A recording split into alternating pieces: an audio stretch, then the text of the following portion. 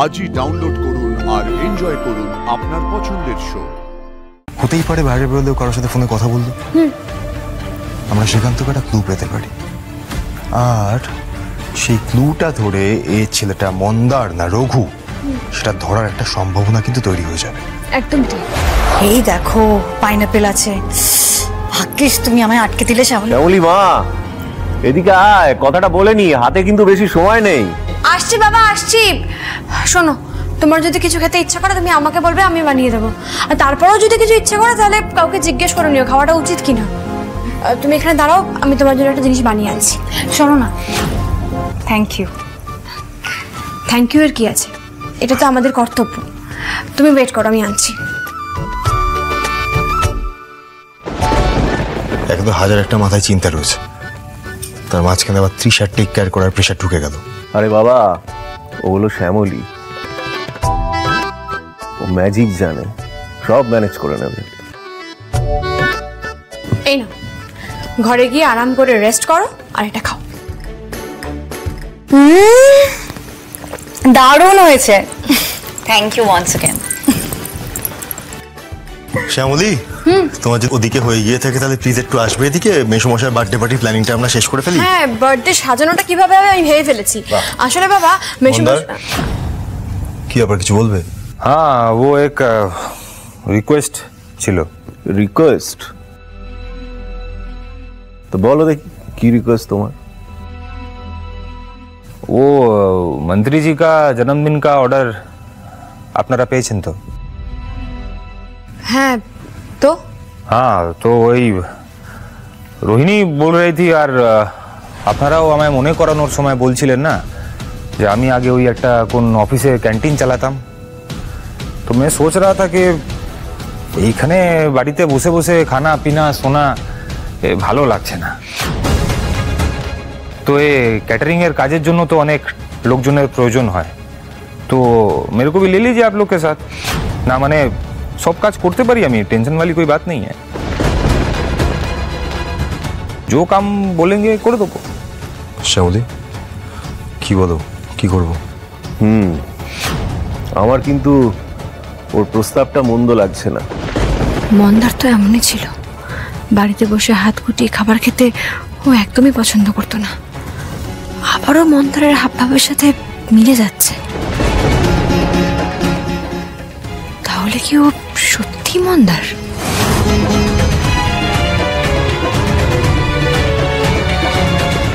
মন্দার যে কাজ করতে চাইছে এটা তো ভালো কথা। ও আমাকে বলার সাথে সাথে আমি বললাম তোমাদেরকে এসে জানাতে। আর ডক্টরও তো বলেছে ও যদি পুরনো কাজকর্মের মধ্যে থাকে তাহলে ওর মেমোরি ফিরে আসবে। বাবা, দাদাভাই, শ্যামলী, তোমরাই বলো, গ্রেট বেঙ্গল ক্যাটারারের হয়ে ও কাজ করবে? দেখো রোহিণী দিদি, এই বিষয়ে না আমরা কিছু বলতে পারবো না। বাড়ির বড়রা যা সিদ্ধান্ত নেবে সেটাই শেষ কথা। সিদ্ধান্ত নেওয়ার কোনো প্রশ্নই আসে না শ্যামলী। এমনিতেই এই ছেলেটা আমাদের বাড়িতে রয়েছে, ওকে তোমরা ডাক্তার দেখাচ্ছ, ওষুধ খাওয়াচ্ছ, স্মৃতি ফেরানোর চেষ্টা করছো, সেটাই যথেষ্ট বাড়াবাড়ি হয়ে যাচ্ছে। ও আমাদের বাড়ির ব্যবসায় ঢুকবে না, ব্যাস। অনেকদিন পর তোমাদেরই রক্ত জল করা পরিশ্রমে ব্যবসাটা একটু একটু করে ঘুরে দাঁড়াচ্ছে। নিজেরাই নিজেদের পায়ে কুড়ুল মেরো না প্লিজ। সেদিন যখন প্রিয়ার গলায় ওইভাবে ছুরি ধরলো। আরে ম্যাডাম, তার জন্য তো আমি সরি বলেছি, ক্ষমা চেয়ে নিয়েছি না। এখনো কেন সেই কথা নিয়ে রেগে আছেন? ও মাঝে মাঝে আমার তারটা একদম কেটে যায় না। তার কাটা অবস্থায় তো ব্যবসাটা করতে পারবে না, তাই না? তারটা আগে জুড়ুক, ও মন্দার না রঘু সেটা আগে জানা যাক, তারপর না হয় ভাবা যাবে। মা, মন্দার কাজ করতে চাইছে, তুমি কেন আটকাচ্ছ? পুরো মাথা ঠান্ডা কর মামনি। আমি বলছিলাম কি, শোনো না, অনি, আমি এই নিয়ে কারোর সাথে কোনো কথা বলতে চাই না।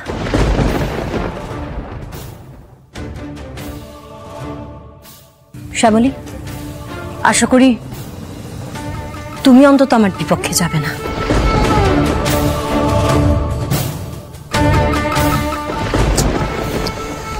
এই হলো তোদের মায়ের একটা সমস্যা, একটা কিছু মাথায় ঢুকলে না আর বেরোতে চায় না। मैं बोल रहा था कि আপনারা একবার রিকোয়েস্ট করে দেখুন না ওনাকে। হ্যাঁ না মানে আমি সত্যি সত্যি কাজটা করতে চাই। আর শ্যামলি, আর তোমরা আমায় মন্দার হিসেবে মানছো, লেকিন কাম भी नहीं करने दे रहे हो। একবার সুযোগ তো দেওয়া উচিত, তাই না? দেখো মন্দার, মামনি ভুল কিছু বলেনি। ঠিক আছে, তুমি আগে সেরে ওঠো, তারপরে কাজ করবে।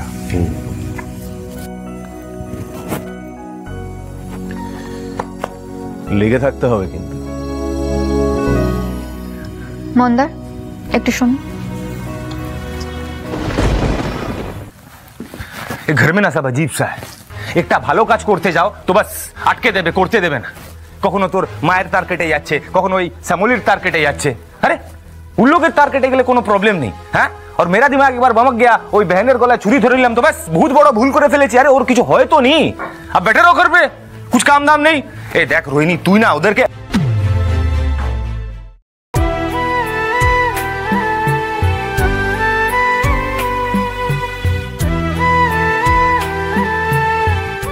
আমার যেটা করার সেটাই করছি।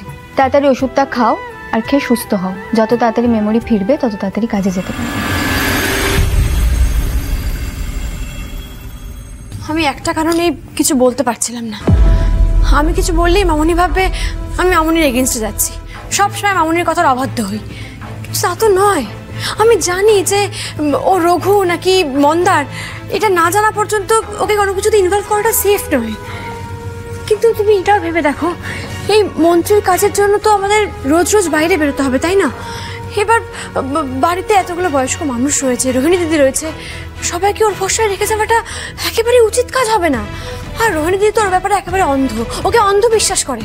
মন্দার যদি কিছু করেও ফেলে ও ধরতেই পারবে না। ওকে এভাবে বাড়িতে রেখে যাওয়াটা ঠিক হবে না। সবসময় ওকে আমাদের চোখে চোখে রাখতে হবে, বুঝতে পেরেছো? হ্যাঁ, তখন তো বুঝতে পারছি শ্যামলি। কিন্তু দেখো,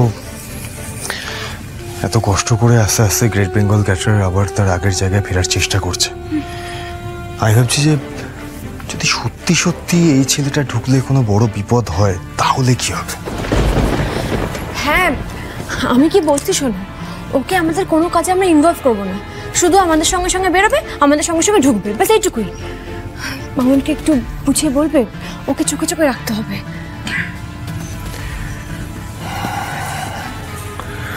তুমি এই কথাটা ভুল বলনি আসলে।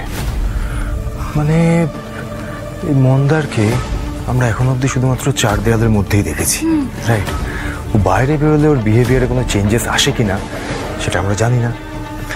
আর তুমি বলছো না ওর কাছে একটা ফোন আছে, তুমি যে ভাবছো যে ওরা ফোনে কথা বল, হতেই পারে বাইরে বেরোলেও কারোর সাথে ফোনে কথা বললো। আমরা সেখান থেকে একটা ক্লু পেতে পারি। আর সেই ক্লুটা ধরে এই ছেলেটা মন্দার না রঘু, সেটা ধরার একটা সম্ভাবনা কিন্তু তৈরি হয়ে যাবে। একদম ঠিক।